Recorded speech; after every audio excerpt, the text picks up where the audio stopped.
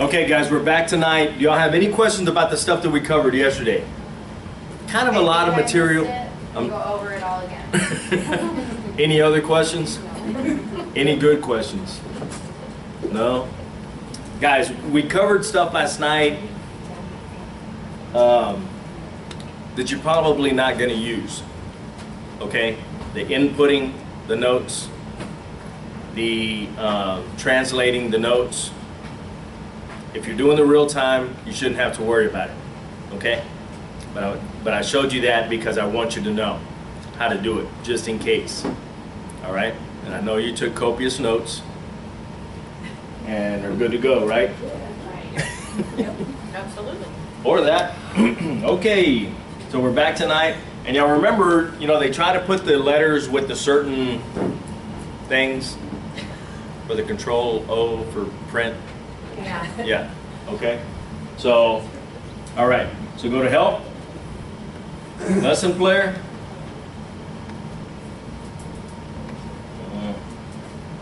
Wait.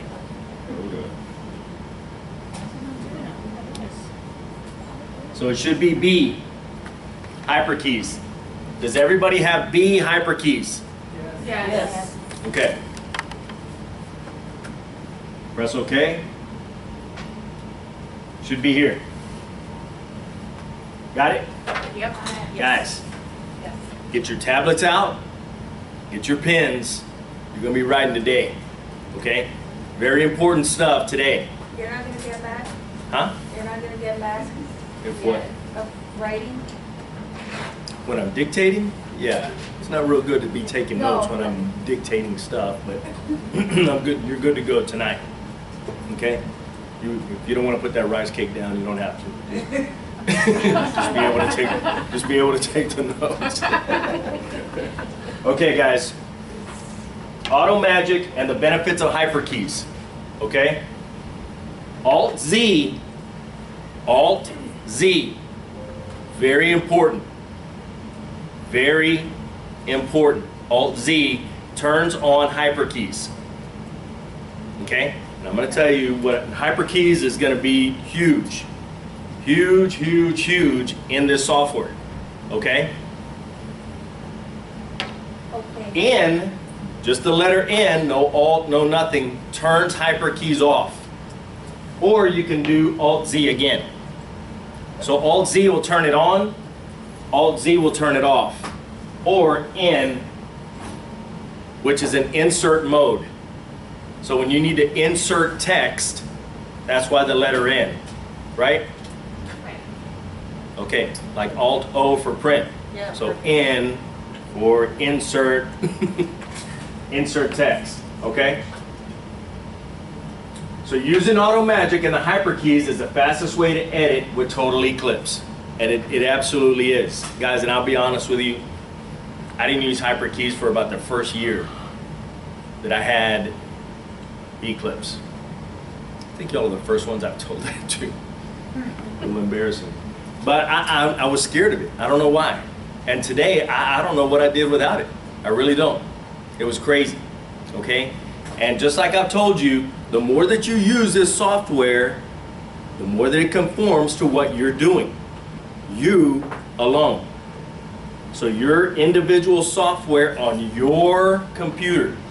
Now, if you go and use, you know, somebody else's computer, it's not going to do the same thing if you insert a job, because they do, you know, stuff a little bit different. But if you use your computer, use your software, it's going to conform with what you're doing.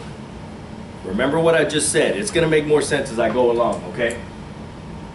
So each time you move your cursor, Eclipse analyzes the context, and Auto Magic offers top editing choices. So as you move along, it's moving with you, and it's like, okay, do you want to put a byline here? Do you want to put modify a paragraph, continuation of dashes, global, type in text, delete a word? You can go to over here. These little things right here are called the hotkeys. And those are the fast things to be able to go and do this same thing. Okay? So like, say this is your transcript right here. This is going to be your notes. This is your transcript right here. your auto magic is going to be right here, and that's what this is. It's going to be the gray box on the side. Everybody should have it, right? You should have it. Yes. So that's where, thank you, ma'am. So that's where it gives you the suggestions. You don't have to go over here and use your mouse and, you know, okay, left click. Just push the number. Number 1, number 5, number 8, whatever you want. Or you want a byline, that's F2. That's how you put a new speaker in. F2 is put a new speaker in. Okay? So it's actually pretty cool. Most of the time you'll simply be able to press the number and the choice that you need, which is what I just told you. So they're going to go over Auto Magic.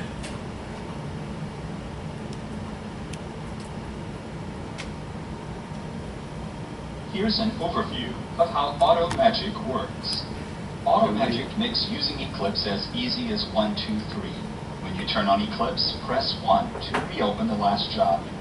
So that's kind of a neat thing too. So say you're working on a job, it doesn't really matter. I think the student version has it too. I'm not sure. And I should have looked at that the first time, Diego, when you asked me that other night. Okay, but it's neither here nor there. But a lot of times what you'll do is the last job, like say you've been editing for an hour and you're like, I can't even see straight anymore. You know, I need to go have a sandwich or something and get up and, you know, just go do something for a little bit. You shut your computer down, you come back in here, you don't have to go up here to transcript, go all the way down, it was September, blah, blah, blah. You just press number 1 and it goes back to that job exactly where you left it. Exactly. So it's pretty cool. Or you could come up here to recent and it'll keep like 5 or 6 of the last things that you did. So it's actually pretty cool. So write that down, recent, and number 1 should be reopen. For editing, each time you move your cursor, you'll probably find the choice you need is at the top of the list. So what they're doing right here, so every time you move over to a different word, it's going to give you different choices of what it thinks you might want to be doing. Maybe you don't want to do anything. Maybe it's correct. But it's going to give you choices of, well, it says she is still working there. Did you mean she's? Or did you mean is she? Well, there's a way of flipping the words, reversing the words, which is Shift R. Shift R reverses the words. So if it's is she and it's supposed to be she is, put your cursor right here and it's going to flip those words, reverse them. Okay? Don't write that down. Okay. Okay? If you push number 5, would it do the same thing? Or you can press number 5 and it'll do the same thing. Okay. Yeah. From 1 to 10. AutoMagic is also a great teacher. Wherever there's a menu item, you'll see the icon displayed. So like when we went over the icons last night, you can have all 643 icons up there if you want to. Whatever. Number one icon should be all you need. Just the first bar. Keep it simple. Learn these speed keys. Okay? But if not, it's always helping you. So one, it gives you the number. That's what you want to do. Number 3. Or it gives you the icon. Or it gives you the speed, the hotkey, or the speed key. Okay? You'll also see the hyperkeys and speed keys. They're editing shortcuts. But if you don't need to see these, you can hide them. Here a Steno Notes file is open. Pressing 7 gives you a translation preview. That's not a new feature, but AutoMagic makes it really easy to use.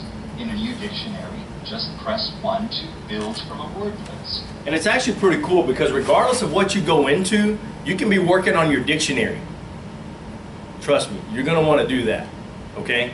And you'll see why once we start going through Eclipse.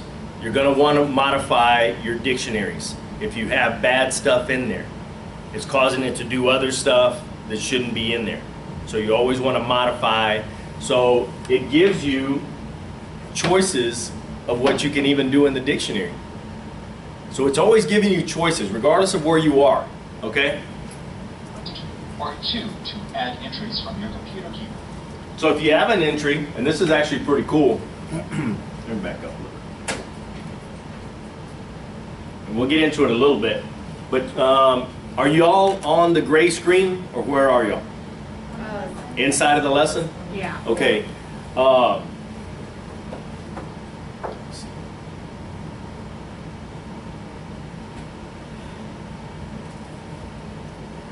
Press 1 to build from a word list, or 2 to add entry. So do Control D. Is that D as in Eric? Sir? Eric? D as in Control dog. D as in dog. Yeah. D is in everything. No, D is in dog. Oh. So it should bring this up.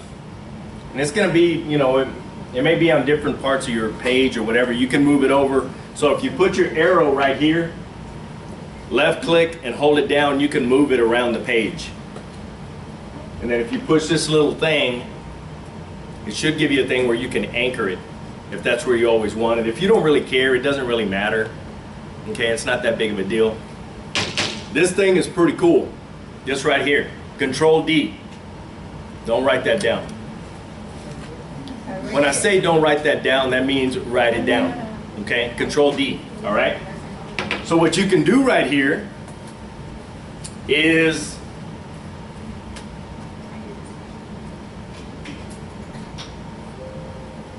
on your trying to think of a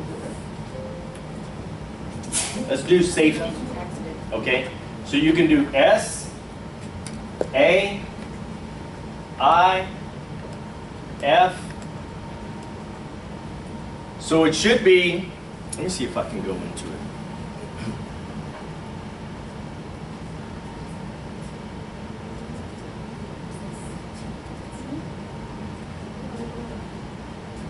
It's not gonna let me.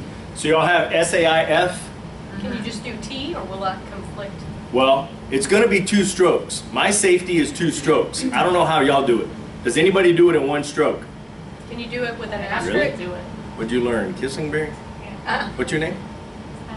Tyler Kissingberry or what? Yeah. Okay. Yeah, no, not that. You would attach the final tape. Okay. And if you do, then do it that way. Then do it that way. I don't do it that way. I do it safe and then TI. Do it the way that you're going to do it. So do you do it SAIF for safe? Does everybody do it that way? Does she use the asterisk T, or just the final T? No, it's just the final tape. Final tape can be like the TIs or TY sound and his fingers. Okay. So do it however you're going to do it. However you're going to stroke, safety. Okay? Do the first stroke. And then it's going to say next stroke. Hit that next stroke. Do you do it that way? You're going to do it that way? Probably, yeah. Safety? Okay. So do the next stroke and then do whatever you're going to do, whether it's T, long E. I do TI. And that's safe T. Safe TI. Okay? And then hit OK. So now it's going to bring up a box where it's going to ask you, what are you trying to do here? What are you trying to name? Oh, it's safety. So then you put safety in there, okay? Don't really do it. It's probably already in your dictionary. If you don't think that it is, then you can put it in your dictionary. Okay, so if you want to do it, do it. If you think it's already in there, I'm just doing it as an example. And you know, because you're going to go different places and you're going to hear like different words. Like, oh man, what evacuation? How would I do that? Is that in my dictionary? You know what, I'm going to put it in my dictionary the way that I think that it should be. So all you do, you can go to the gray screen. You can be anywhere. Anywhere in a job, anywhere. And you do Control D and it'll bring this thing up. Okay? You put the stroke in there, however many strokes it is, you know, and you just keep doing the next stroke, if it's 2, 3, 4 strokes or whatever. If it's just 1 stroke, then you do it, press OK. Now it's going to bring up the box. It's more of like a global box. Okay? And I wish that I could show you, but I mean, I'm in the thing and I don't want to mess it up. But it's always going to put it in your main dictionary. It's always going to put it in your main. You can change it. So like if you're in a job and it's like Mr. Shashevsky, and you're like, it's Chef, I'm doing it Mr. Chef. Oh, okay. Well, you can global Chef, and you can put it in there that I want it. Every time Chef comes up, I want it to come up Shashevsky. Okay?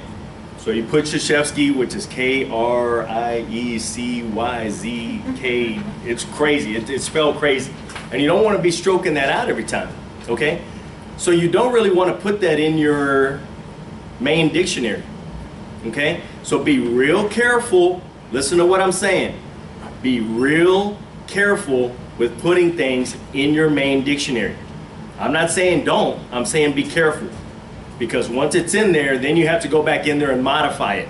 Okay? And you don't want Chef, because what if you have Mr. Sheffield the next day?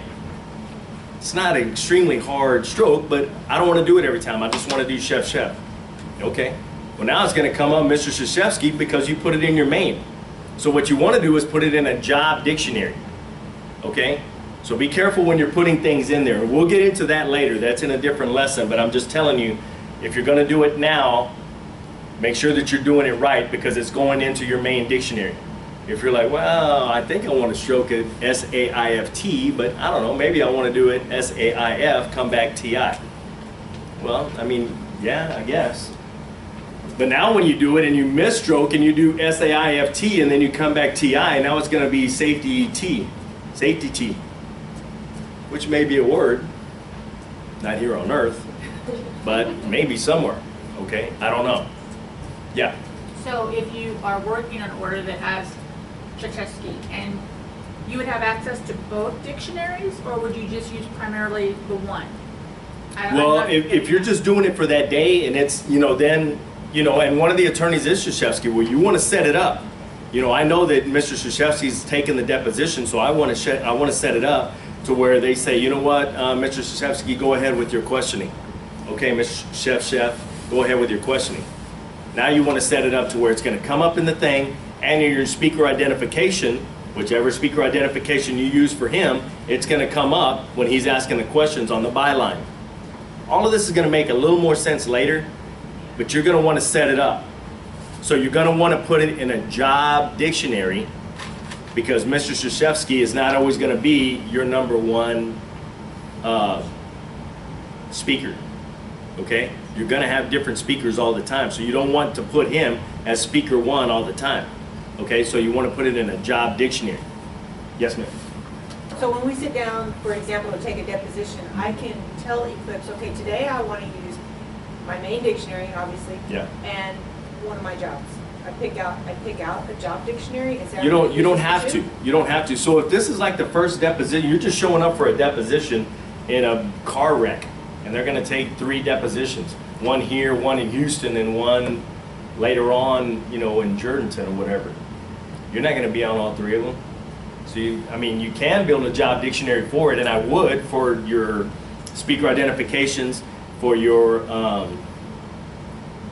shortcuts that you're going to use, your briefs. But but say you're in the OJ trial, and they're taking 640 depositions of people. Trust me, you're going to want to have a job dictionary for that. For that. Yeah, because you're going to be hearing these words all the time. Johnny Cochran, Mr. Kardashian, all of these people that were in that trial. So you're going to have these same people all the time. So you want to have that job dictionary and use that same job dictionary. Does that make sense? Okay. Okay. So if you want to put it in there, let's move on. But that's how you do it, Control D. So you can always put stuff in your dictionary by doing that, Control D. Entries from your computer keyboard. AutoMagic adds great shortcuts to find entries. Pressing 1 here would filter the display to show just capital. So it's pretty neat, and they'll kind of go into it later, and I'm just going to kind of hit on it a little bit. But like in your dictionary, it gives you all of these choices, and you can find things that are just capitalized. Everything that's capitalized will come up in this little bitty thing, and maybe there's 87 entries of things that you capitalized, like Luke 4:10. So loop is going to be capitalized. So it's in there. And you can go in there and look at everything. Capitalized, conflicts, phrases, prefixes and suffixes, speakers, numbers, paragraphs. Numbers is huge. Okay, numbers is going to be huge. Okay, but you can look at anything. You know what? I just want to mess with my prefixes and suffixes today. Hit number 4, and it's going to bring up every prefix and suffix that you have in there. Okay, pretty cool. Localized entries. And now press 1 again to unfilter the display. Globaling is a good example. With Global Magic, Eclipse users can simply mark notes and then pick a choice off a list. So when globaling, pay attention. When globaling, pretty cool. That's how you put stuff in your dictionary. So say you're riding along, you're taking a test on Tuesday. You know what? I stroked this thing, and you know there was a shadow of a thing, but I know that it's good. I want to still put it in my dictionary because I know if I did it one time, I'm probably going to do it again. Guys, for me, for just about everybody, these are going to be your weak fingers right here, where you drag them a little bit because you're trying to reach the T or the D over here, and it drags just a little bit. So now you have an LG in there, and it's real light, but it's in there. So it doesn't matter how light you hit it, it's probably going to be in there. But if you can read it, and you think, you know what, I did it once, I'm probably going to do it again, put it in your dictionary. Make sure that it doesn't conflict with something else. If it conflicts with something else, and you're just going to have to learn how to stroke that word better, or find out a different way to stroke it, okay? But it's pretty neat because you can see, sit still. God, would y'all all get up? Okay, so you can see right here, arthroscopic. 4 strokes right there, 4. And you can global as many as you want. Strokes. You know, say they said supercalifragilisticexpialidocious. Is that one word? I don't know. Let's just say it is one word. And that's a whole thing. So you got this whole doggone thing. I don't even know. Super.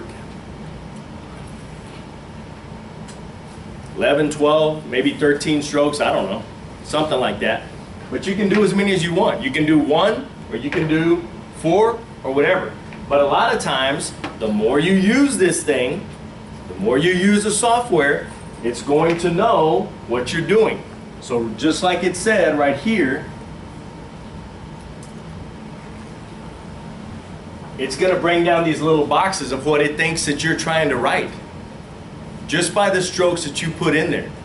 The artificial intelligence is going to say, well, that looks like arthroscopic, but it could be urethroskopic. I don't even know what that is. I don't even know if I said it right. But whatever, it came up as a choice, okay?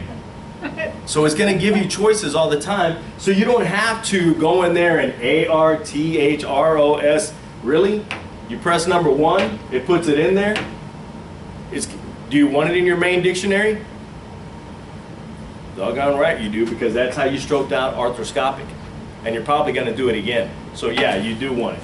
The only time that you're not going to put stuff in a main dictionary is on a brief or on like a main, like somebody's name.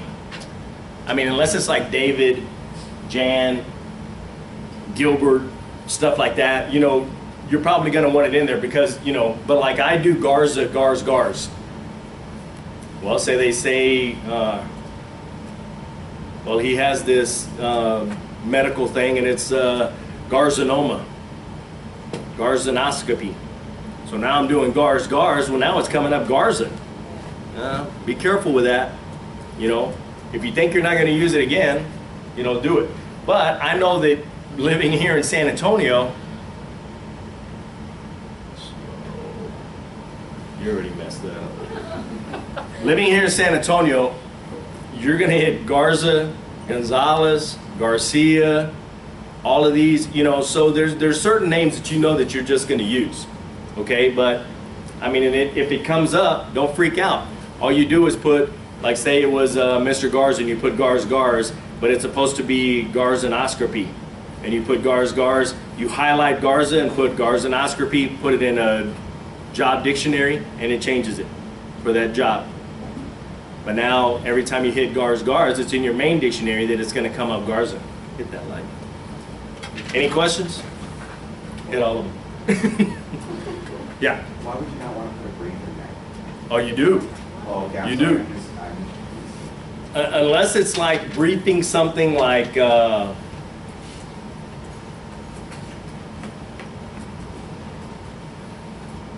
let's just say they're talking about a colonoscopy. And they're, you know, and they had this thing. You're going to hit colonoscopy every time, stroke it out? No, I'm not. I'll do KOL, cold, colonoscopy. That's how I'm going to do it. Now, do I want it in there all the time? Probably not. So when you want to put stuff in there, is like the first time that you hear it, colonoscopy. Oh, shoot, colonoscopy. And then after that, you know that they're talking about, well, you know what, I had this procedure, it went wrong, and I'm suing the doctor because this colonoscopy went wrong. So you know you're going to hear it more than one time in that Job. in the deposition or whatever, or whether it be in court. You know that you're going to hear it probably another, I don't know, 12, 13, 1,400 times. So you're going to stroke it out every time? You can. So we will get to practice how to set up the job dictionary versus the regular dictionary. Oh, as yeah. well. Okay. Yeah, guys, we're gonna all of this. So I'm getting a little bit ahead, but I'm explaining to you what's kind of going on. Yes, ma'am. Does the job dictionary override the main dictionary, like in priority? No, the main is usually going to override the job. So unless you get another job, the main is always going to be in there. So you can put the job in the main dictionary with the main dictionary to coincide with the main dictionary, but it's not going to override the main. Okay?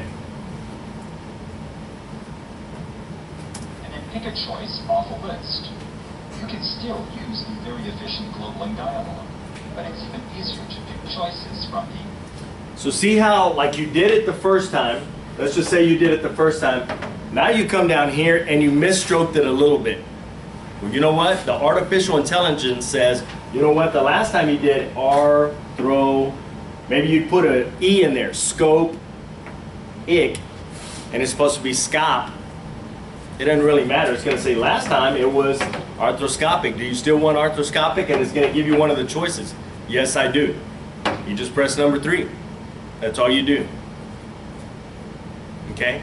Now I'm going to show you how to insert things. And it's good. Inserting is good to a certain extent. When you insert things, it's like a word processor. You're just typing. So the software is learning absolutely nothing that you're doing. Okay? So you want to try to use the software as much as you can until you can't. And then you just need to input some stuff, then you just input it. Okay? auto magic list. To make this 4-stroke steno global, all I have to do is press 3. So that's what it's telling you right there also. So it's telling you last time you did it, that was a stroke, that's the word. This little 4 right here means it was 4 strokes. That's all it's telling you, okay? So it's not the 4th time you hit arthroscopic. It's how many strokes you did it last time, okay? All I have to do is press 3. And now press a number if I want this global to go into a dictionary or affect the rest of the document. Otherwise, just keep moving the cursor. So global replacements typically take only 1 or 2 steps. See, so this may be the first time you've ever done garage.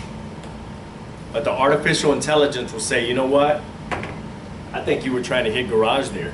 Or were you trying to hit gay? Or were you trying to hit good, gave? So it's always thinking ahead of what it thinks you might be doing. But when you put it on the first stroke, it may only be 1 stroke. Maybe you wanted to type gay. I don't know. You know, but it's looking ahead. Well, did you mean to put gay? If not, if you put these 2 strokes together, which this one didn't come out either, I think you meant maybe garage. Did you mean garage? Yeah, I meant garage. Okay, then just hit 3. So it's going to remember it next time. Okay? And no typing. Automagic understands paragraphing. Again, just press a number to do with one step what might take multiple steps on another program. Automagic also watches out for word reversals, or incorrectly applied suffixes, or missing punctuation, and compound word problems. Naturally, This is actually pretty cool. The compound word problems. And maybe she was outstanding in the field. I don't know. But it's probably she was outstanding in the field. Maybe she was outstanding. Maybe. I don't know. But it gives you the choice on compound words. It always gives you that choice of being able to break it up. Guys, take pride in your work, okay? Always proofread your work, because something ridiculous like that can change the meaning of the whole sentence. You see that? And how punctuating something, you can take a sentence and punctuate it 3 different ways. It can have 3 different meanings. So be careful with what you're doing. Okay? Be careful. All right? But it always helps you out. So say you want to do outstanding and outstanding in the field, you know, and you don't do it different. You know, you should, because you should be writing conflict free. I'll get them. So you should be writing conflict free, okay? But, you know, let's just say you don't. You know what? I like the way I do outstanding. Because I could be outstanding in the field, or I could be outstanding, but I just do it the same way. Don't freak out. Freak out when you are proofreading. Make sure that you have the right one. Okay? word problems. Naturally, it alerts you to spelling problems as you're making them. So it also alerts you to spelling problems, which, see how it has the little red line under? Yeah. When it thinks that it's misspelled or it's something that's not in the dictionary in your computer, it's going to underline it. So like proper names, if you don't put proper names in your dictionary, it's always going to pop up with a red line. It doesn't mean that it's wrong, but it means that it doesn't recognize it. And is that right?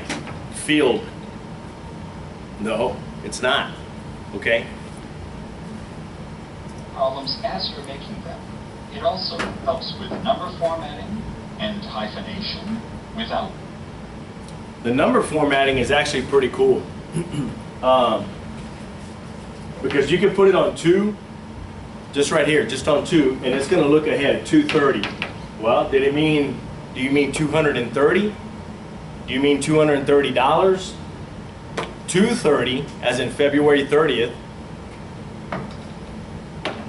230 time, or in ordinal. That's not ordinal. In Roman numeral. Roman numeral. Ordinal is with like the TH or the ST. Okay? Hey. I just wanted to see if y'all were awake. Anywho. But the numbers is actually pretty cool because it's always going to give it. So let's just say you didn't have time to put the stroke that you needed for time. And they just said, you know what, come back at 2:30, 2:30. Well, you're going back and editing. No big deal. Press number 4, already puts it in there. All right? Requiring that your cursor be at the very start of a number. AutoMagic is not just one feature, it's a synthesis of years of innovation, including global magic and translation magic. Total Eclipse. Brilliantly simple. Simply brilliant. Kind of cheesy, but guys, it couldn't be more on point. It really is brilliantly simple, simply brilliant. I mean, because it's always trying to find easier ways for you to edit, okay? And use it. Use it. It's only gonna help you. And you're gonna find that the hyper keys are way cool. It's going to cut down that editing a lot. In the beginning, maybe not, because you're getting used to it, so you're still thinking that it's a keyboard, and it's not. And we'll get into that in a little bit, but you'll see.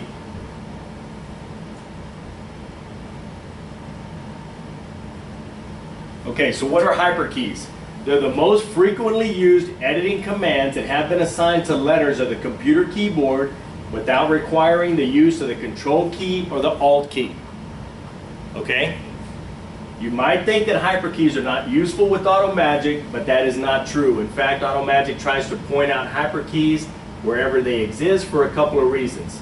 First, the editing choice you need will sometimes not have made it onto the AutoMagic list, and it may not. You know, maybe it's thinking ahead, but it's like, that's still not what I want to do. No big deal. We'll find another way to do it. Do the, you know, hopefully do the hyperkeys. Second, you can often use a hyperkey command faster than you can detect that AutoMagic has offered to duplicate the same command. So usually you can do it quicker without even moving your hands to put a number, go over there and put your arrow and click on it, or do shift, you know, Control R to reverse the words, or, you know, whatever, Shift R to reverse. You know, you can do it quicker other ways, okay? So guys, pay attention right here. This is the video on hyperkeys.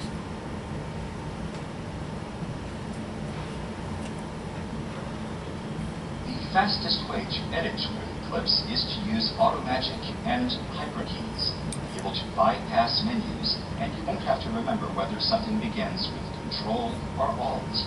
AutoMagic and hyperkeys work beautifully together. Many times you'll be able to pick the choice you need from a numbered list, but sometimes there may not be enough room on the list for the choice that you would need.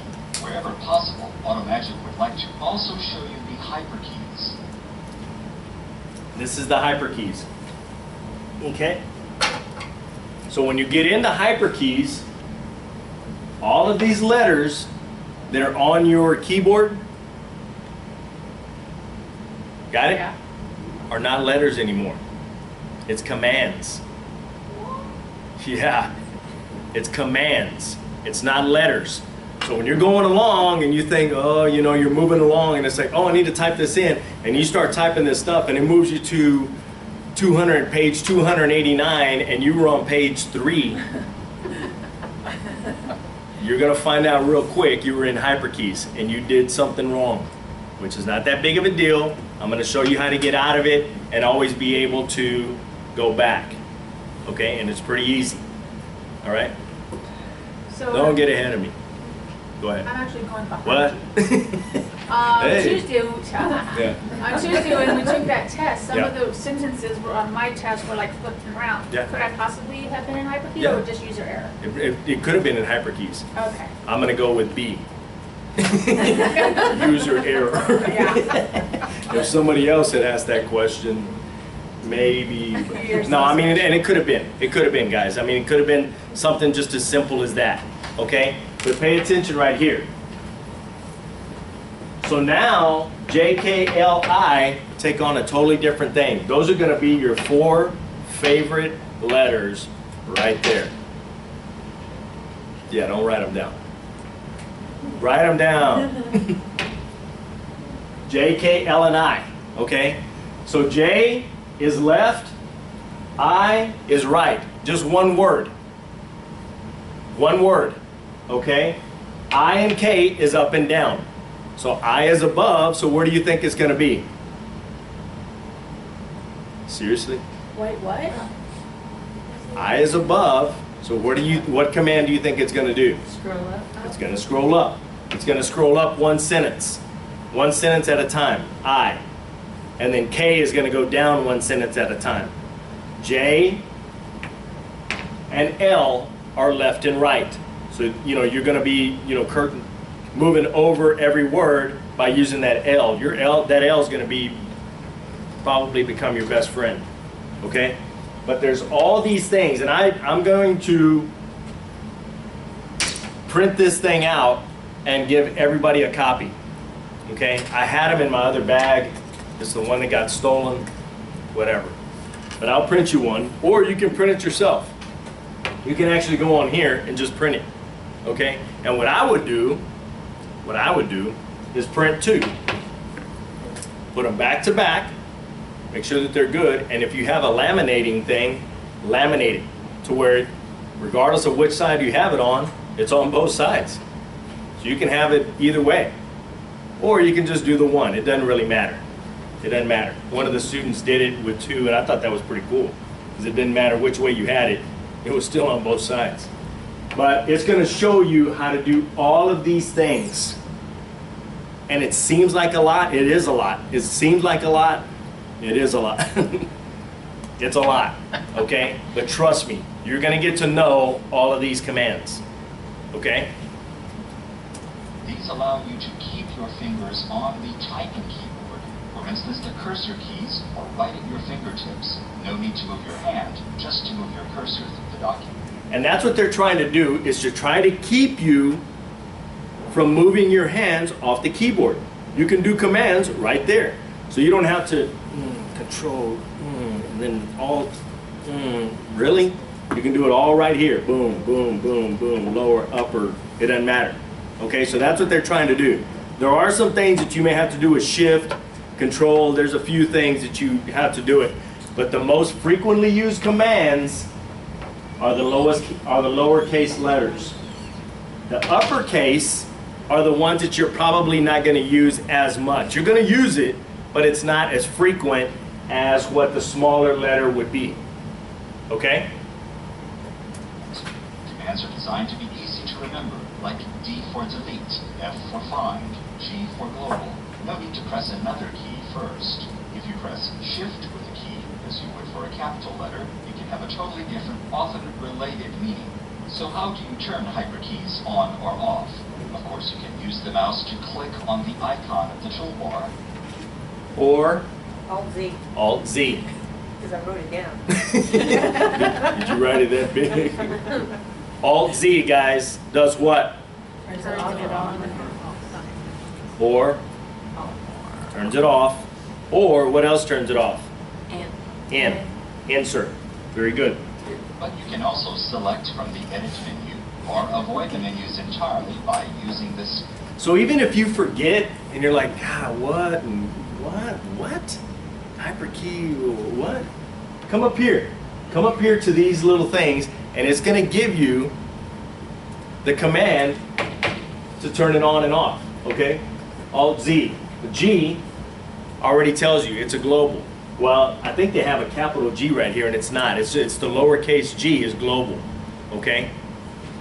But it's good and bad on hyperkeys. If you use the G, it just globals one stroke. So then you have to do Control G is global.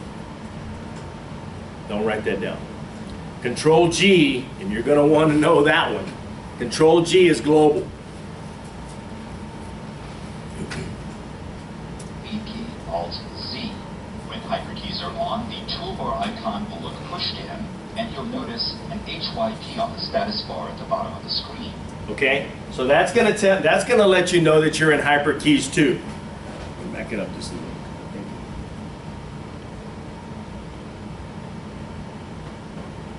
The toolbar icon will look pushed in, and you'll notice an HYP on the status. Okay, so when you're in regular status form, if you notice, your little prompt is going to be real skinny. Do you see it right now? Is it real skinny or fat? Skinny. Is anyone's fat? And you have to compress. No. Right now. Right now, what is it? It should be real skinny. It should just be a regular prompt. Is it? Yeah. Okay. Now do Alt-Z. You see how it got fatter? Now when you do something, it's not a letter anymore, it's a command. So that's how you're gonna know. This thing is gonna look depressed. What? It's fat. Not that. Well, that, but that. So it's gonna be pressed. It's going to be pressed in. Okay, and you can kind of tell when they're pressed in, it kind of has a different look to it. Your prompt is going to be fat, it's going to be bigger, and right here is going to say HYP, which means that you're in hyperkeys. Okay? So you have 3 things that are telling you that you're in hyperkeys right there. But the easiest thing to always know is your prompt. It's going to be bigger, fatter. Okay? That is far at the bottom of the screen. The cursor will look bigger, indicating you're not yet ready to type. And if you have AutoMagic displaying keyboard shortcuts, then you will see the hyperkey indicated. You see what it's telling you right there? So now it's telling you the hyperkey. Let me back it up. So that's what it's going to tell you right here. Now you have the hyperkey commands, okay, which is the shortcut, which is not what it would be if you're in insert mode, which is the smaller, skinnier prompt. This thing is off. This thing is undepressed. Hyperkey indicated, but when hyperkeys are off, you would see the regular speed key, and the cursor would be a narrow typing cursor. When hyperkeys are on, Eclipse expects that when you press a letter, it's to give a command rather than to type. If you forget this, and you press a letter to type and inadvertently lose your place, and perhaps land in a dialogue, simply press the escape key, and then use the movement oops command to go back to the last edit point. That's either Shift-Alt-L or hyperkey capital Z. And I think it's, on mine it's just Z. Okay? So let's say you're in hyperkey mode and you just start typing and it takes you into that box of wanting to fill in a blank of something. Holy crap. I was on page 3, now I'm on 289 trying to fill in a blank. Don't freak out. Write this down. Don't freak out. No. Z is the oops key. Z in hyperkeys is the oops key.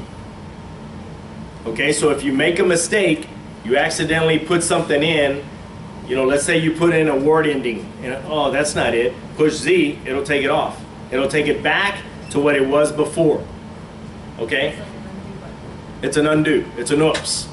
Undo, oops, undepressed, whatever. Okay? So let's say you're in that box and you start typing and it's typing in that box. Oh my God. Don't freak out.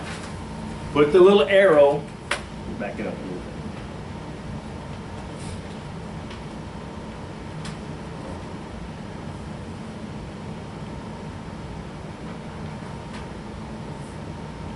You know, it brings you down here and now you're wanting to fill in a blank. Don't freak out. Exit out, right here. Get you back into the thing. Now you have a prompt right here or whatever. Push Z, Z, Z. You may have to do it a couple of times. So don't freak out if you push Z and it's like, oh my God. Just keep pushing Z and it'll usually take you back. So sometimes what it'll do is if you keep just pushing Z and you do it like 17 times, now it's going to go back and correct a bunch of things that you already did. So be careful with how many times you're doing it. Once it gets you back to the place where you are, then you just begin again. Don't keep pressing Z, okay? Press Z till it gets you back to the spot where you wanted to be, okay?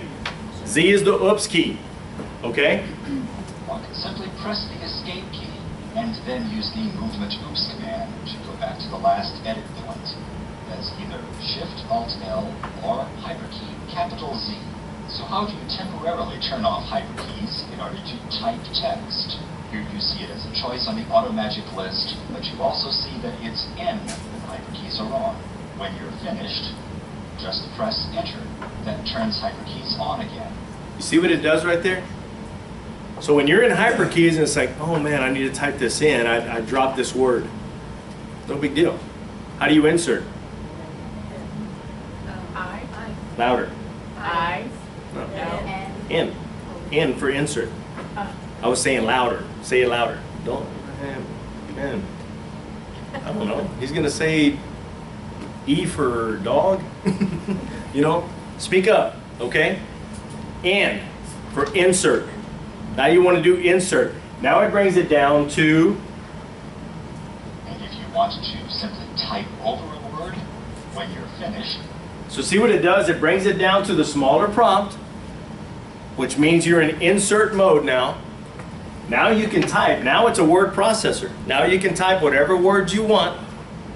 When you're done, be careful.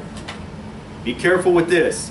When you're done, you want to space forward and then hit enter again, and it should take you back into hyperkeys. It'll take you back into hyperkeys. Okay? I said be careful for a reason. I think it's getting ready to tell you. just press enter. That turns hyperkeys on again. And if you want to simply type over a word, again, press hyperkey N, type your new word, and then do not space over, but press the enter key once to turn hyperkeys on, and one more time to chop off the word that you typed over. You see what it did right there? I'm thinking not. With that face. That was a depressed face. That looked like the hyperkey when it's depressed. Guys, be careful, because when you do a type over and you leave the word on there, like say you typed he and it was supposed to be she. Okay, no big deal. Press N, get you in, smaller prompt, ready to go. Type S, enter, enter, and it should put it on there. Okay? If you type over the word and you get to the end, now it's going to chop the word off. Did that make sense? I don't know if I said that right. If you space bar it, would chop it off. Yeah. If you leave the two words together, it's going to chop that word off. When you do enter, which is going to bring you to the big prompt, enter again is going to chop off whatever is to the right of that prompt. It replaces that word with your word. It replaces the word with that word. So be real careful with that. So next time you come to pages and you hit insert, now it's going to bring up that word and it's going to show you. So it remembers what you did. It remembers what you typed. Oh, do you want this? No, I don't want that. Well, last time you did, and you did it wrong because you didn't space forward to do whatever, you cut it off, so it remembered what you did. Not that big of a deal. You just start typing again. It's going to come up in blue, but it's not that big of a deal. You just start typing again, and then it just puts the word in there. Okay? Type over tracking will remember the replacements you've been making, and AutoMagic will incorporate this into its choices that it offers. A good way to learn how to use hyperkeys is to install and play lessons of the efficient editing tutorial. There are about 15 one-class lessons which give you basic information, as well as a set of Tell Me More chapters that offer more detail. A separate visualizer shows you how to use the efficient editing tutorial. Okay. Any questions about that? They're going to get into hyperkeys way, way more. Okay? So don't freak out that, oh man, where's that list and what? How do we insert? Don't worry about it. That was just kind of to show you what hyperkeys does. Okay? Now it's not letters anymore. When you're in hyperkeys, not letters anymore. What is it? It's commands. Okay?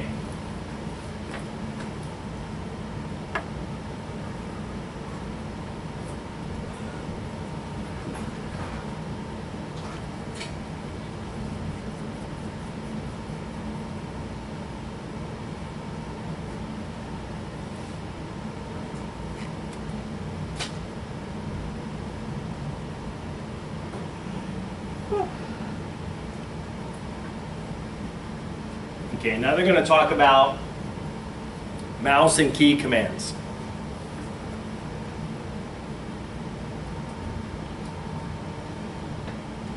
Let's see how you can use either the mouse or keyboard commands for just about any function within Total Eclipse. The left mouse button is typically used to click or select, while the right mouse button is used for context menus. You might left-click on a menu to select an item, or left-click on a toolbar icon or simply click to reposition your cursor. Right-clicking will open a context menu, which will offer different choices according to where your cursor is placed. However, there's no need to constantly reach for the mouse. You can use keyboard methods for things like accessing the menu bar by simply pressing F10, or by pressing the Alt key and releasing, then pressing an underlined letter, such as H for help. Every Eclipse menu or dialog has hotkeys, underlined letters that serve as an alternative to using the mouse. However, if you can type in a dialog, then you must press Alt to use a hotkey. If the underlined letters are not displayed on your computer, you can open the Windows control panel and go to the Ease of Access Center. There you should see how to make the keyboard easier to use. This is where you'll find the option to underline keyboard shortcuts and access keys. With a check in that box, I'll click on OK.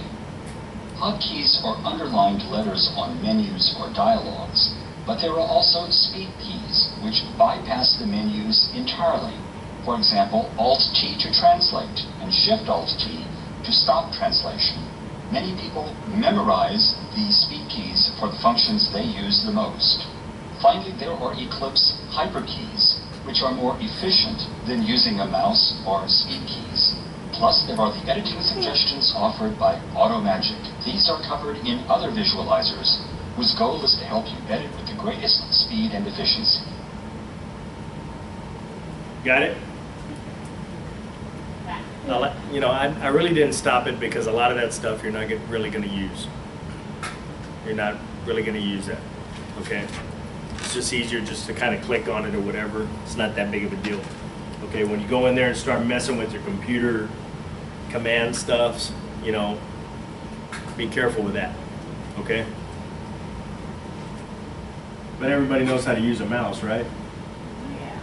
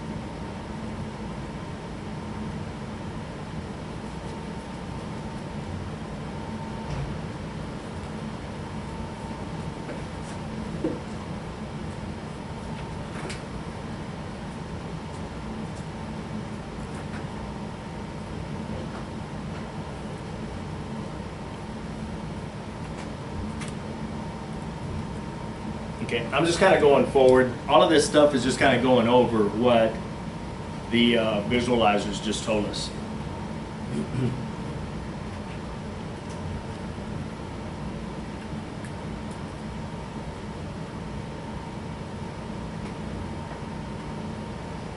Okay, now they're going to talk about keyboard customization. Eclipse comes with an extensive set of speed keys and hyperkeys, which are designed for editing efficiency. You can change any of these if you like. Let's see how. Settings, Edit, Keyboard. If hyperkeys are on, you'll first be shown the list of commands that only work when hyperkeys are turned on. These are arranged alphabetically, and capital letters are shown as Shift, modifying the key. You can assign a function to any key on the keyboard, possibly modified by the Control, Shift, or Alt keys. If there's any standard or hyperkey command that you'd like to delete, just select it and press Delete. You can also modify the function of any key, or add an entirely new function. It can be added as one that only works when hyperkeys are active, or one that works all the time. Here I'll place my cursor in the keystroke field and press F12. The system will warn you if you try to use a key that's already assigned to a different command. So you should find that Eclipse lets you edit your keyboard so that it's set up just the way you like. once again, I didn't stop that visualizer for a reason. Do not change those commands, okay? If you want to, that's how you do it. If you want to, that's how you do it. Don't do it, okay? They're there for a reason. They made it easy. They make it easy for you. You shouldn't have to go in there and edit it, okay? So it's there for a reason. Just trust me.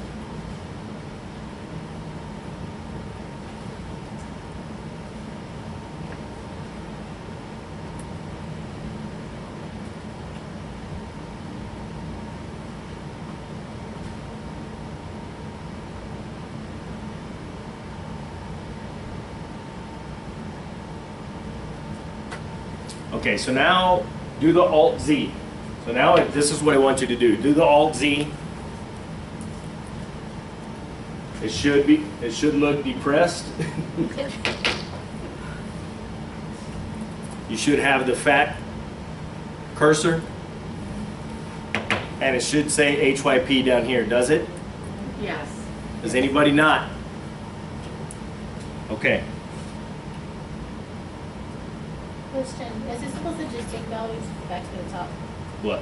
once you do that? The LT? No. Did it? You go all the way back to the top or just a little Yeah. bit? Because I went up a little bit, but not all the way. It took Oh, you to, maybe. did it take anybody else to the top? It took me to the top, just a little bit. Just a little, Just a little. Okay. Have another drink. Anywho, so you should have your hyper keys on, okay?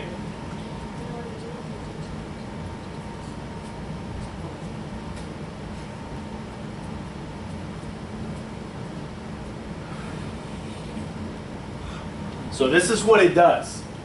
This is what hyper keys does.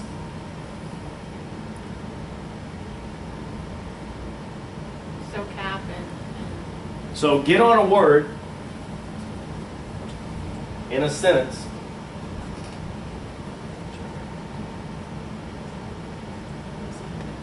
So get on a word. Everybody's on a word? In a sentence. Like up here. In a sentence, not in the hyper key commands. Go up. oh, anywhere else. In a sentence. Somewhere in the sentence. In a sentence. Go up. Okay, you're right. Everybody's on a sentence?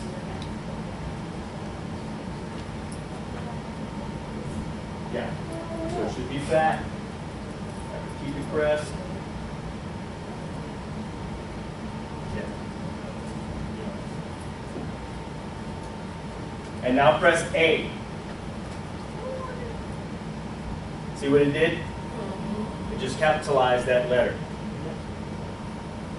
So if you arrow back on that same word, press A again. See how it toggles it? So if it's capped and you want it uncapped, you push A. If you want it capped and it's not capped, press A. Okay?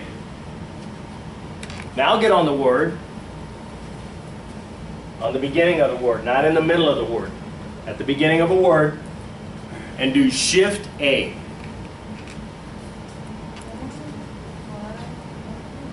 Oh, it capitalizes the whole. Yeah.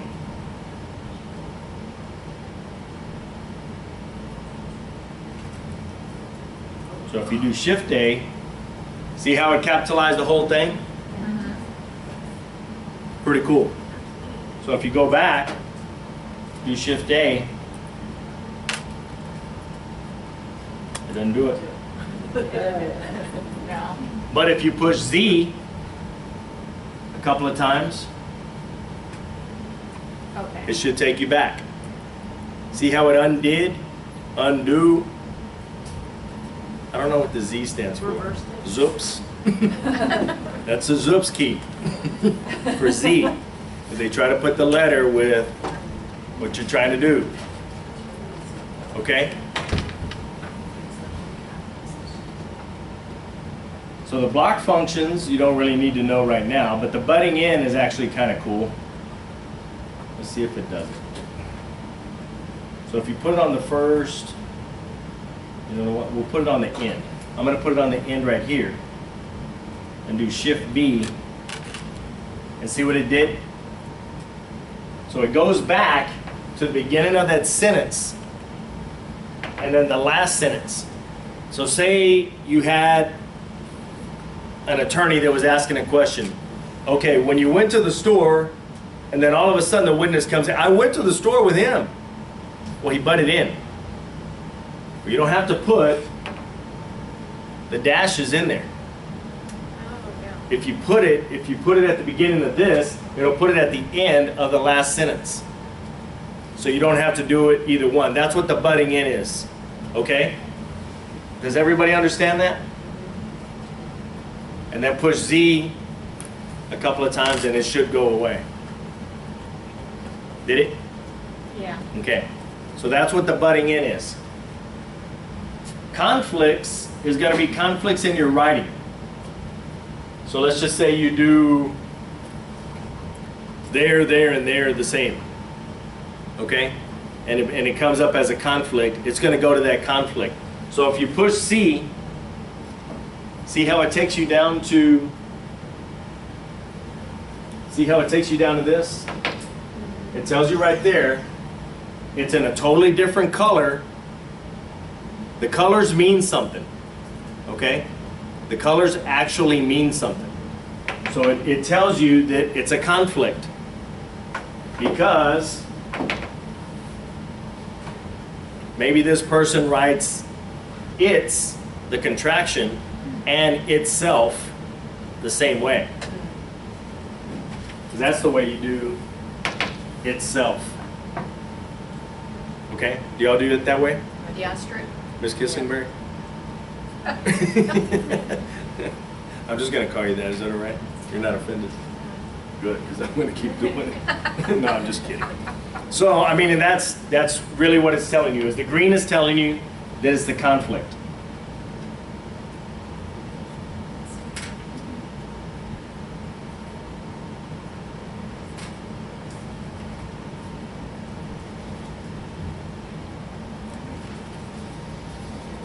So if you do Shift C,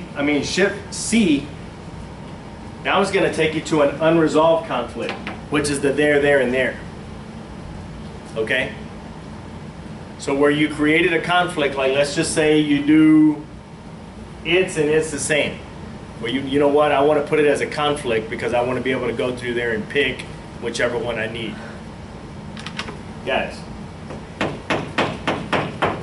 If you do there, and there the same, come pick up that application for that auto mechanic class.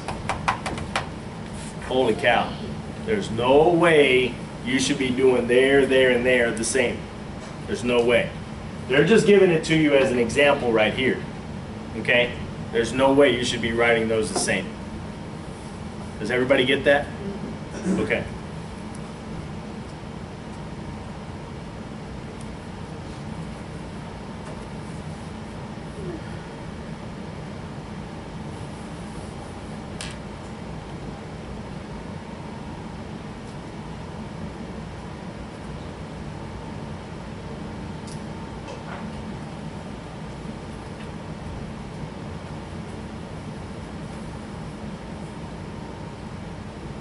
Okay, now get on a word. Everybody on a word in a sentence, not the conflict letters or whatever. And now do D. Shift D? No, Just D. just D. And see how it deleted that word? Yeah. Now do Z. A couple of times if you need to, and it should bring it back. So if you accidentally delete something, all you have to do is do Z. But if you delete something and you keep going and you're editing and putting prefixes, oh, you know what, that wasn't right. I need to go back, start doing Z. It may do it, it may not. Okay? Because you've gone too far. If you do it right then, usually it'll always work. Okay? But if you start going ahead, it's like, I need to try to fix that thing I did 45 minutes ago. Probably not. I'm sorry? Will it delete the steno notes? Will it delete your steno notes? Yeah, will it like delete the word? No, it's just deleting the word. In the transcript? It's just deleting the word in the transcript. Okay? Got that? All right. So the most uncommon one, like I was telling you, the smaller one is the one that you're going to use. You're usually going to delete a whole word when you're deleting. Okay? Now, get on that same word and do Shift D. And it should delete just one character. Yeah. Yeah? Yes. Yes. Okay.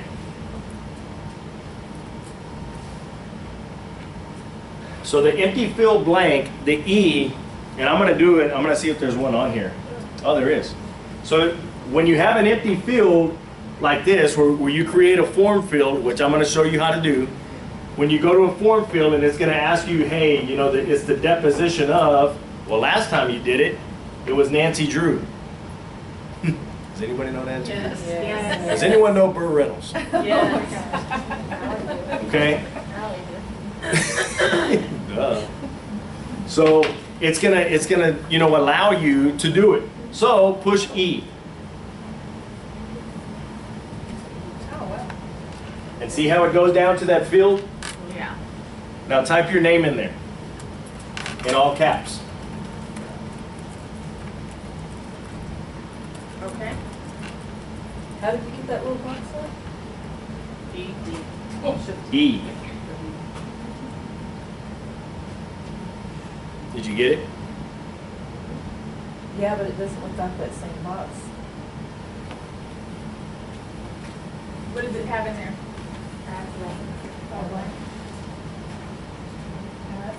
You did Shift E. I thought you said shift. Well, if you pay attention, Just E. get out of it. Get out of it. Did anybody else get it? Go up. Understood. Just do E. That takes it to you. But not shift. No. That's- Shift E is totally, guys. Might hit okay. When I'm talking to you, pay attention because it's real important. If you do Shift or Control or Alt or Control Shift, it's gonna do something different. So pay attention because it's gonna do something different. Okay? And then you're gonna get confused. I mean, you can learn, you're gonna learn the hard way, of what it's doing. Okay? If you just follow me, just follow along. I'm gonna try to go slow enough. Just follow along. Now type your name in there, all caps. And then press enter, and it'll put your name in there. Did you see that? So these, your turn things, remember I told you about that? Doing the your turns, which is what we're doing right now? You say, oh, you know what, I want to go back and do that thing that he was doing, and I want to do, trust me, we're almost done. But we're almost done for a reason. Because I want you to go and use all of those letters in that thing. Don't be scared to use it. Don't be scared to use it because that's how you're going to learn. You're not going to mess up that lesson, remember? Because all you need to do is go into Install Lesson, whichever one we're in, which is Hyperkeys. Highlight Hyperkeys, hit enter, it automatically put it back in there and everything is fresh, everything is new. So you can go through there and do it 75 times if you want to. It doesn't really matter. Okay? So you're not going to mess anything up in the lessons. Pay attention. You're not going to mess anything up in the lessons. If you go into the install lessons and you start messing around with that, now you've messed it up. Okay? But as long as you're doing it in the lessons, you're going to be good. Mess with it all you want. You can mess with it all you want. Just, oh, that's how you do, okay, all right. So, it allows you to mess with it and become familiar with what some of these things on the hyperkeys are going to do.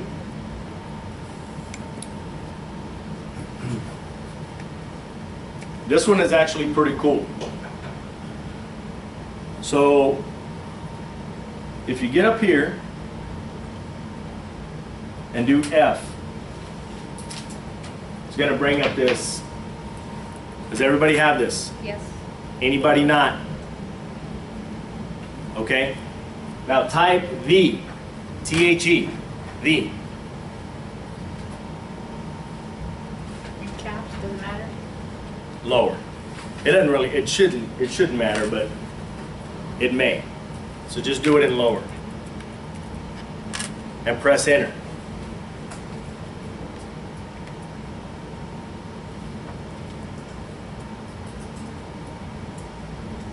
See how it does that? Now do Control L. And just keep doing Control L. It's going to all of this. Yeah. So let's say you wrote Krzyzewski and you wrote him wrong. Instead of KR, you put KWR. I don't know.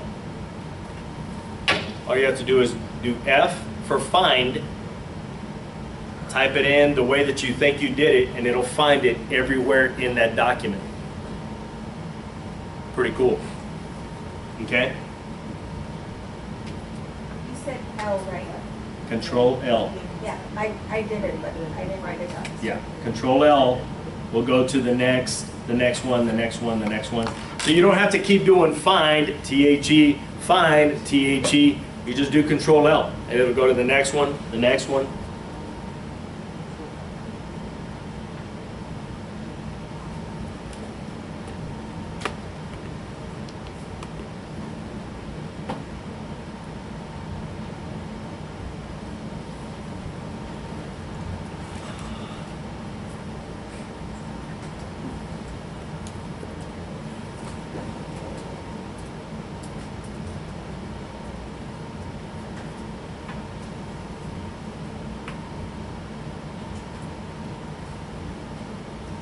Okay, the next one is actually pretty cool. The global. Okay? I don't know if it's going to let you do it or not.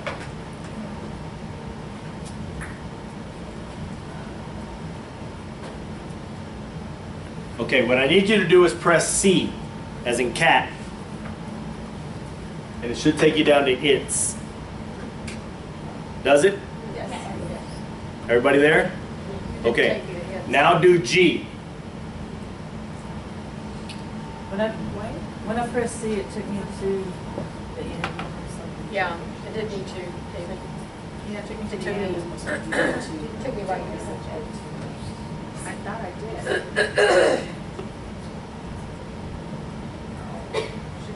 Okay, so what was it? Control L last time. You were probably down too far. Go up.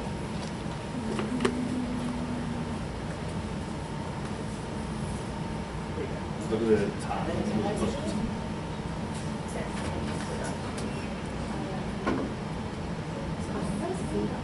C. C. Okay.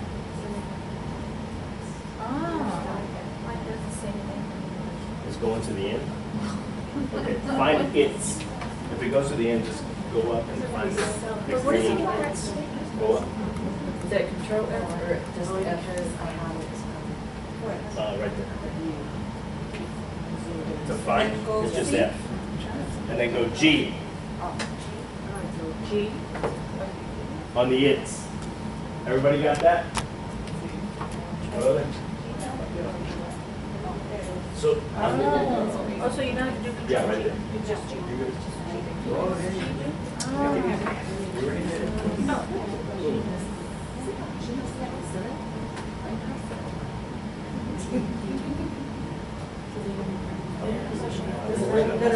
Yeah, we're in the list. Okay, so see how it breaks down that little box and it gives you options? I'll look at the list. Do you? Yes. Okay, now you can choose one. Choose an option. I don't care what you choose. Choose 3 8s.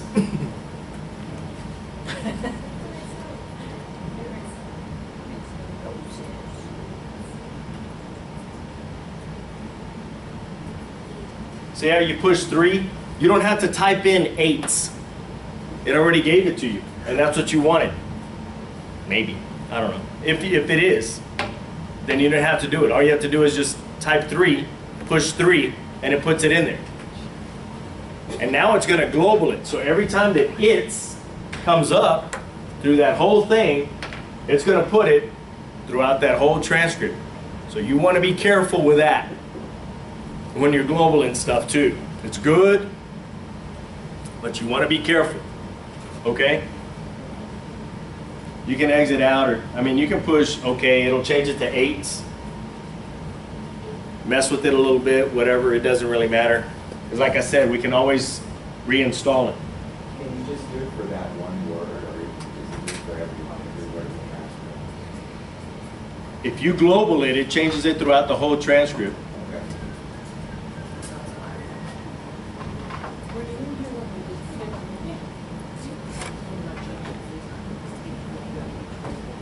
So now do Shift G.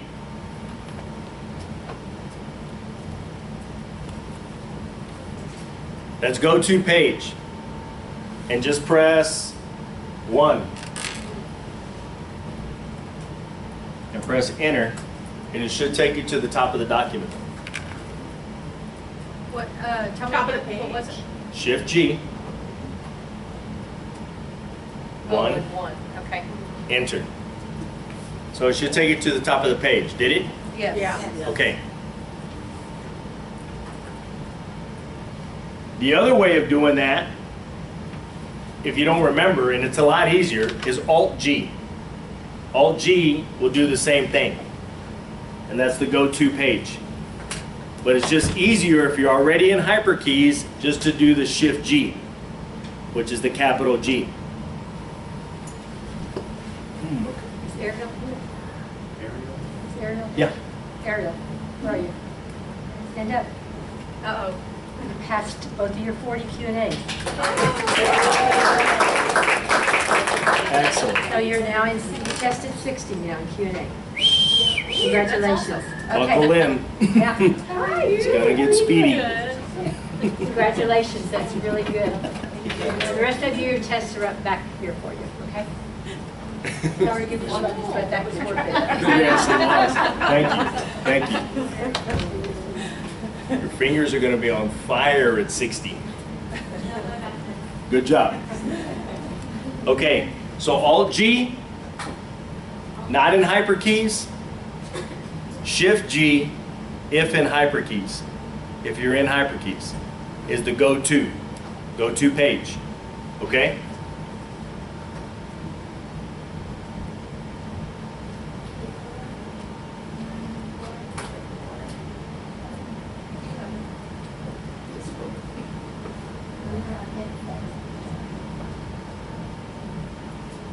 Okay, the M, if you do M, is the mark. So it's going to mark that stroke or that word. So do M. Get on a word and do M. See how it marked it? Like highlights it, the whole Yeah, thing, but it marks it, so it's like that? like it's, yeah. Okay. It What marks did you it do? from where you land, like if How many I'm M's did you do? midway, it'll only do. Oh, jeez. Huh? So like if I put on faster, I put it on S, it only highlights from the S to the end, as opposed to F, where it goes to the whole thing. Unless, faster, second, third letter, okay, it's on that, so hit F, boom. That's Yeah. it. So wherever the cursor is, it's only going to mark from there. Okay? So if you need that whole word, then you need to be on the first letter of that word in order to mark it. Okay? What's actually pretty cool is like you can get over here. So M is mark. So if you need to mark something or whatever, and I'm going to show you how to do some pretty cool things with mark. Also, F7. F7 is mark also. So if you forget, just do F7. Did that mark? Yeah, so just keep doing F7 and it'll mark as many things as you want. If you keep doing M, It's going to mark as many things as you want. But it doesn't stay highlighted. Huh? When I move, it doesn't, oh, it does. Well, it highlights it from Well, you can't really move. You have to mark it and then do something with it. Okay, if you move it, or you move your arrow or cursor, now it's going to probably get out of it. Okay? So if you keep doing M, it'll just keep marking it. So if you want to mark more stuff, then just keep doing M. Okay? I'm sorry? What's that? Remove the mark. Just escape. Yeah. Okay? Get on 2. Get on the number 2 right here. Everybody there? Now do Shift M. See what it did?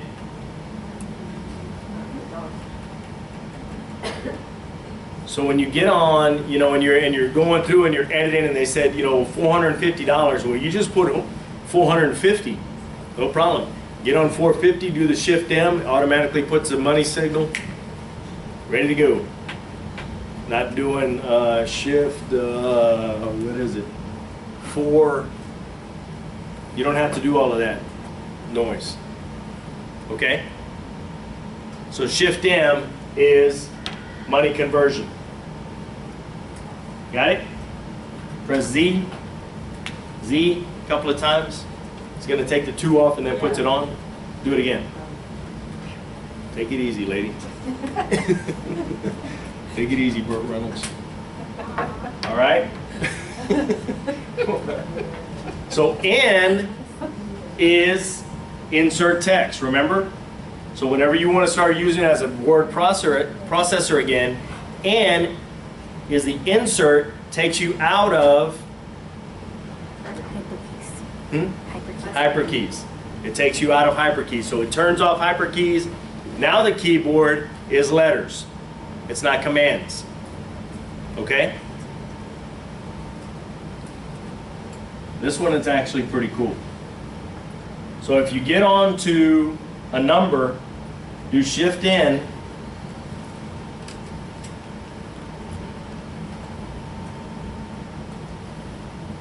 and it can change it to any of these things.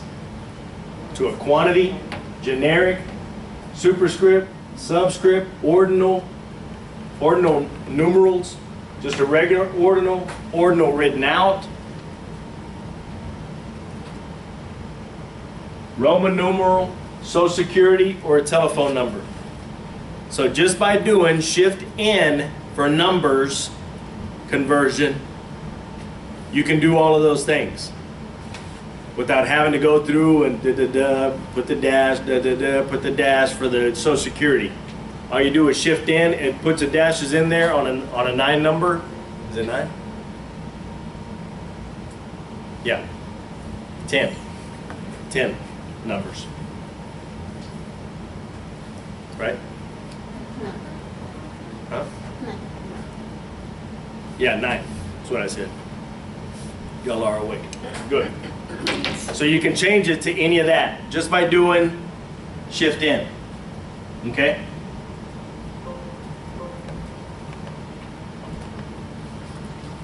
Also pretty cool. Get up at a sentence right here. So right above the hyperkeys. Everybody there? Right here. Everybody there? Anybody not there? No, I'm not there. Where you at? Never mind. Where you bees? You don't know? Got it?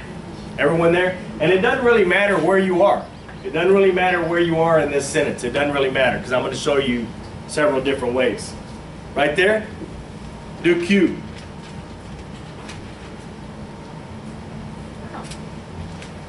You can be anywhere in that sentence and it'll change it to the question mark at the end of that sentence.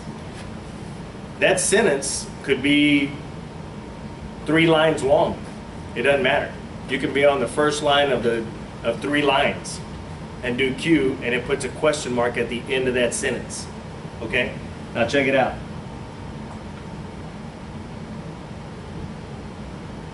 Now I'm going to go up to the top because it's one long run-on sentence. You see that? Got it?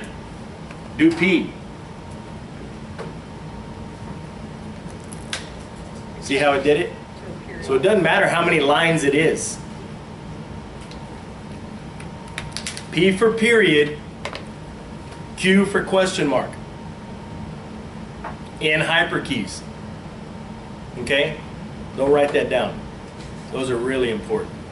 Those are going to be really important. Because sometimes they make a statement, say you're doing Q&A and he just made a statement. Oh yeah, that is it. Answer, yeah, that was it. Okay, well that's just two sentences. Neither one was a question, but because you have it in Q&A form, it's going to put that question mark at the end of that question because that's what it knows to do. Usually the guy asking the questions is asking a question. No big deal, don't freak out. You don't have to arrow over to the end, back up to, you know, take off the question mark and then put the period. Guys, push P, puts it at the end. Smarter, not harder. Okay? It's going to take a little time, but you'll get it.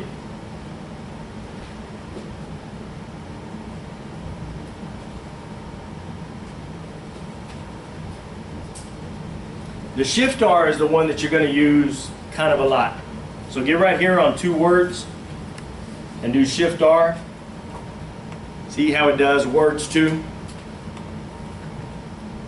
And if you get back on words, which it should be, then just do Shift R again. And it'll toggle them to where you want it or where you need it. Okay? Pretty simple, no big deal. Okay. Say you're right here. All right? Everybody's here? Now do S. See how it shaves the previous word? Previous, not that word, the previous word. Just the previous Character. letter, right? The previous letter, character, yeah. So it doesn't do the word.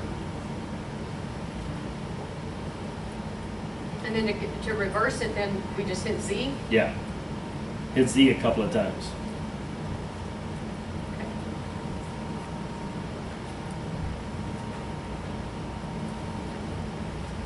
Because the D is the delete. Remember? So if you want to delete the word, delete the word. But if you just want to delete the last character, and let's just say this was currents. Shave currents words. Well, that's not right. But then you get over here, do S, and it shaves it. See what it does? See? Okay. Now if you do Shift S, see what it does? So the word that you're on, it goes to the end of the word that you're on and starts shaving it back that way. So it's going to shave the current word that you're on. S shaves the previous. Small s shaves the previous. Shift F, S shaves the current word that you're on. Everyone got that? Yep. Okay.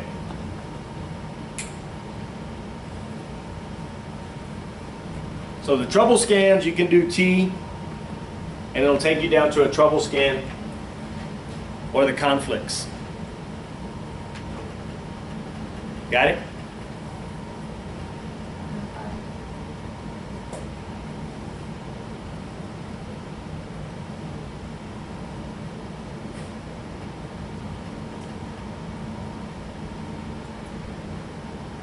U is going to take you to an untran. So if you do U, there's not any in there.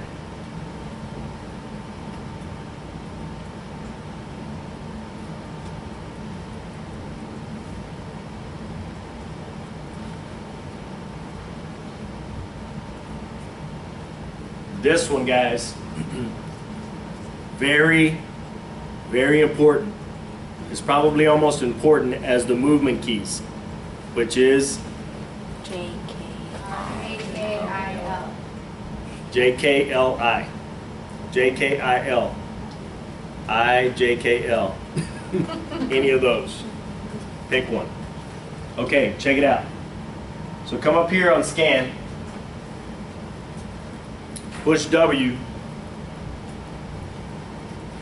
Those are all the prefixes and suffixes that you can put on.